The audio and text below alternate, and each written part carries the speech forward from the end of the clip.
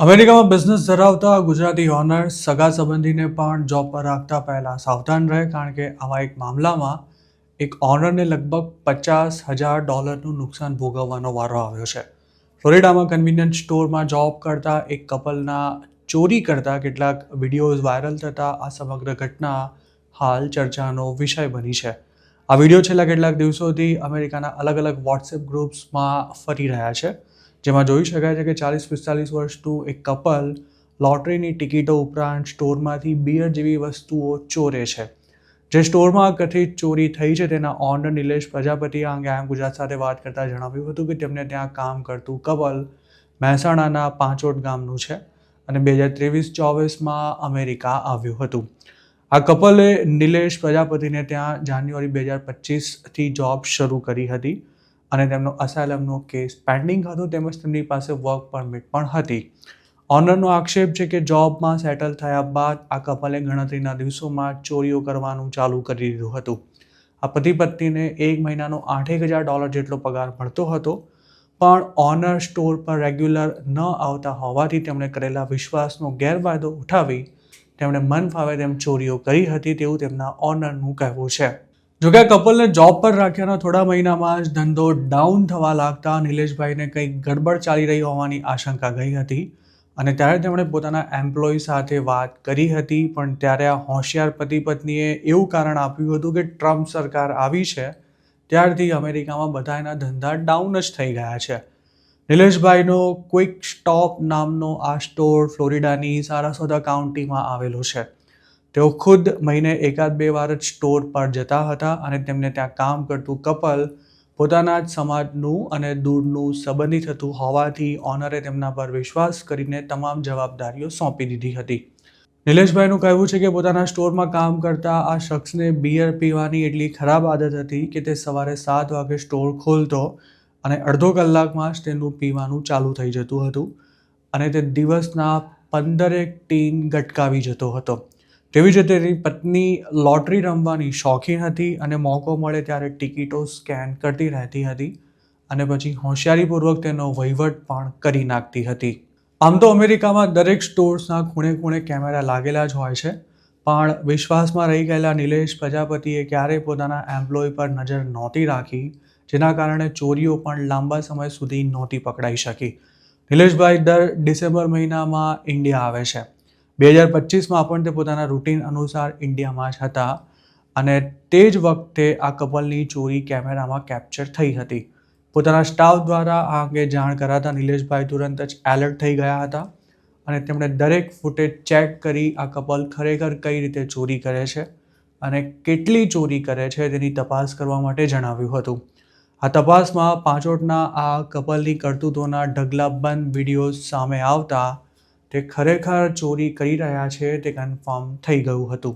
નિલેશભાઈનું માનીએ તો તેમણે પોતાના એમ્પ્લોયને પહેલેથી જ વોર્નિંગ આપી રાખી હતી કે સ્ટોરમાં કેમેરા લાગેલા છે, જેથી ક્યારેય કોઈ આડા અવળા કામ કરવાની કોશિશ ન કરતા. જોકે તેમની આ વોર્નિંગને બેશરમ કપલ ગોળીને પી ગયું હતું અને સેટ થતાં જ તેમણે ચોરીઓ શરૂ કરી દીધી હતી. ગુજરાત સાથે વાત કરતા નિલેશ પ્રજાપતિએ જણાવ્યું હતું કે આ ચોરી પેલા શખ્સની બિયર પીવાની આદતને કારણે જ પકડાઈ હતી. તે વારંવાર ફ્રીજ ખોલીને બિયરના ટીન ખિસ્સામાં નાખીને ચાલ્યો જાય છે. તે કેમેરામાં કેપ્ચર થયા બાદ તે ખરેખર દિવસના કેટલા બિયર કાઢે છે તે ચેક કરવામાં આવ્યું હતું અને પછી કેશ રજિસ્ટર પર ઊભી રહેતી તેની પત્નીના સીસીટીવી ફૂટેજ પણ ચેક કરાયા હતા. છેલ્લા 3 મહિનાના ફૂટેજ ચેક કરવાની સાથે 6 મહિનાથી ધંધામાં થયેલા ઘટાડાનો હિસાબ કરતા નિલેશભાઈએ એવો અંદાજ લગાવ્યો હતો કે તેમના સ્ટોરમાંથી ટોટલ $40,000-50,000 જેટલી ચોરી થઈ છે. નિલેશભાઈએ એવું પણ જણાવ્યું હતું કે જે મહિલા તેમને ત્યાં કામ કરતી હતી તે એકલી હોય ત્યારે જોબ પર જ લોટરીની ટિકિટો સ્ક્રેચ કરીને સ્કેન કરતી રહેતી હતી અને પછી તેનો વહીવટ પણ કરી નાખતી હતી. આ ઉપરાંત કેશમાં પેમેન્ટ આવતું તેમાં પણ આ કપલ ગોલમાલ કરતું હતું તેવું પણ તેમના ઓનરનું કહેવું છે. ડિસેમ્બરમાં એમ્પ્લોયની ચોરી પકડાઈ ગયા બાદ જાન્યુઆરીમાં અમેરિકા રિટર્ન થયા પછી નિલેશભાઈએ આ કપલને કાઢી મૂકવાનું નક્કી કરી લીધું હતું. આમ તો ત્યાં ચોર કપલ સામે પોલીસ ફરિયાદ કરવાના જ હતા, પરંતુ પોતાના સંબંધી હોવાને કારણે તેમણે પોલીસ કમ્પ્લેનને બદલે તેમણે જેટલી ચોરી કરી છે તેટલા પૈસા તેમની પાસેથી વસૂલી લઈ આખું પ્રકરણ જ ભૂલી જવાનું વિચાર્યું હતું. જાન્યુઆરી 27ના રોજ નિલેશ પ્રજાપતિ આ કપલને કંઈ જ કહ્યા વિના અચાનક જ ક્લોઝિંગના સમયે સ્ટોર પર પહોંચ્યા હતા અને સ્ટોર બંધ થતાં જ તેમણે પોતાના એમ્પ્લોય પાસેથી ચાવી માંગી લીધી હતી.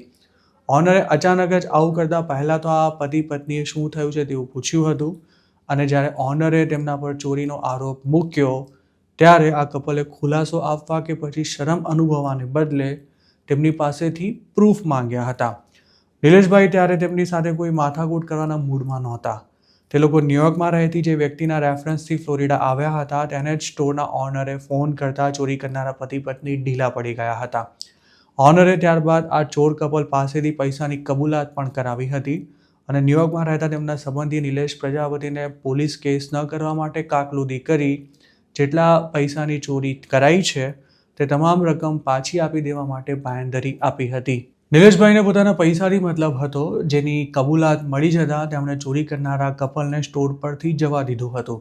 જોકે આ જ તેમની સૌથી મોટી ભૂલ હતી, કારણ કે આ કપલ તેમને ત્યાંથી નીકળી ગયું તેના અમુક દિવસો સુધી તો પૈસા પાછા આપી દઈશું તેવા વાયદા ચાલુ રહ્યા હતા, પણ એકાદ મહિના પછી કબૂલાત લેનારાએ એવું કહીને હાથ અદ્ધર કરી દીધા હતા કે $40,000-50,000 ચોરી થઈ હોવાની આખી વાત જ ઉપજાવી કાઢી છે અને હવે પોતે એક પૈસો પણ નહીં આપે. નિલેશભાઈને પહેલેથી જ ડાઉટ હતો કે જો ચોર એમ્પ્લોય એકવાર નીકળી ગયો તો પૈસા પાછા આવવાની કોઈ ગેરંટી નથી, પણ તેમ છતાંય તેમણે સંબંધોની શરમે તેમને પાછા જવા દીધા હતા. પણ હવે તેમના પૈસા મળે તેવી લગભગ કોઈ જ શક્યતા નથી રહી. પોતાને ત્યાં ચોરી કરી ગયેલું આ કપલ હાલ ક્યાં છે તેની નિલેશભાઈને કોઈ જ માહિતી નથી. તેમના વિશે તપાસ કરાવતા તેમને એવું પણ જાણવા મળ્યું હતું કે જે ભાઈ તેમના સ્ટોરમાં આખો દિવસ બિયર ઢીંચ્યા કરતો હતો તે ઇન્ડિયા હતો ત્યારે પણ આ જ ધંધા કરતો હતો. જોકે 1.5 કરોડ ખર્ચીને અમેરિકા આવ્યા હોવાથી નિલેશભાઈ તેમની સામે પોલીસ ફરિયાદ કરતા આજે પણ અચકાઈ રહ્યા છે. વર્ષોથી અમેરિકામાં સેટલ થયેલા નિલેશભાઈનું કહેવું છે કે છેલ્લા 4 વર્ષમાં અમેરિકા આવેલા લોકોમાંથી ઘણા ખરા તો રખડતી પ્રજા જેવા જ છે. આ લોકો એક જગ્યાએ ટકીને નોકરી નથી કરતા અને ચોરીઓ કર્યા બાદ મોકો મળતા જ ગાયબ થઈ જતા હોય છે. જો ઓનર કંઈ કહે તો ઝઘડો કરવા પર ઉતરી આવતા આવા અમુક એમ્પ્લોય ઓનરને જ ફિટ કરાવી દેવાની ધમકી આપતા પણ નથી અચકાતા. હજુ થોડા દિવસો પહેલાં જ આવો એક કેસ IIM ગુજરાત પર પબ્લિશ થયો હતો, જેમાં મોટેલમાં કામ કરતા કપલની ચોરી પકડાયા બાદ ઓનરે લાફો મારી દેતા તેમણે પોલીસ બોલાવી લીધી હતી અને ઓનરે પોતાના પર હુમલો કરીને માર માર્યો છે તેવા આક્ષેપ કર્યા હતા. પણ જે જગ્યાએ આ ઘટના બની હતી ત્યાં કેમેરા ન હોવાથી ઓનર પોલીસના લફડામાં ફસાતા બચી ગયા હતા. ઇન્ડિયામાં કૌભાંડ કર્યા બાદ અમેરિકા ભાગી ગયા હોય તેવા ગુજરાતીઓની સંખ્યા કોઈ નાની સૂની નથી. આવા લોકો અમેરિકા જઈને પણ આ જ પ્રકારના ધંધા કરતા હોય છે અને પોતાના કર્મોને કારણે જ ડિપોર્ટ પણ થાય છે. ઇન્ડિયામાં 3 વર્ષ પહેલાં 1.5 કરોડનું ઇમિગ્રેશન ફ્રોડ કરીને અમેરિકા નાસી ગયેલો એક છોકરો પણ તાજેતરમાં જ ડિપોર્ટ થયા બાદ હાલ સંતાતો ફરી રહ્યો છે.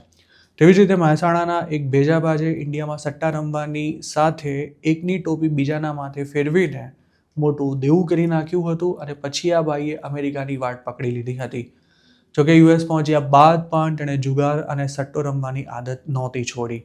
ડોલરમાં જુગાર રમવાના રવાડે ચડી ગયેલા આ ભાઈએ પોતાના મોજશોખ પૂરા કરવા માટે પાર્સલ કાર્ડમાં પણ ઝંપલાવ્યું હતું અને મફતની કમાણી શરૂ થતાં જ તેના શોખ પણ વધી ગયા હતા. પણ 2025માં જ તે પોલીસના હાથમાં આવી ગયો હતો અને થોડો સમય જેલમાં રખાયા બાદ તેને ઇન્ડિયા ડિપોર્ટ કરી દેવાયો હતો.